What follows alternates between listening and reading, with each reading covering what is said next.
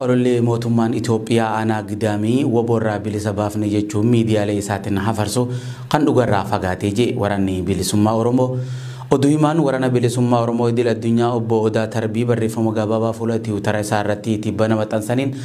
oduun taatee Gidaamitti mudate jechuun miidiyaalee Itoophiyaa fi qaamolee garaagaraatiin oofan duula maqaballeessii baratamedha je. Torbii kana keessa mootummaan Itoophiyaa waraana bilisummaa Oromoo dhabamsiisuuf duula jabaa lixaa fi kibba Oromiyaatti bobbaasuun woboo waliin wal dura dhaabbannoo godhaa jiraachuun ni beekama. Gabaasaa guyyoota lamaan dabran kana miidiyaalee mootummaatiin tamsaasaa jiraniin godina Qeellam Wallagatti tan argamtu aanaa Gidaamii guutummaatti to'annaa waraana bilisummaa Oromoo jalaa bilisa baasuun humnoota mootummaatiin dhuunfatamuu himan. Miidiyaaleen narraata mootummaa ta'an gabaasaa hojjetan keessatti aanaa Gidaamii keessatti waraanni bilisummaa Oromoo lammiilee nagaa jumlaan fixee ture jechuun odeessa ragaa hin qabne gabaasaatti turan. Oduu himaan waraana bilisummaa Oromoo obbo Odaa Tarbii gama isaaniitiin gabaasaaleen miidiyaaleen mootummaa waraanni bilisummaa Oromoo Gidaamii keessatti dhalattoota sabaan Amaara ta'an irratti ajjeechaa jumlaa raawwate jechuun hojjetan olola sobaa baratamee fi himata ta'ee jaamee dhugaa lafa jiru gara dabsuuf yaadamee dhiyaatedha jedhan.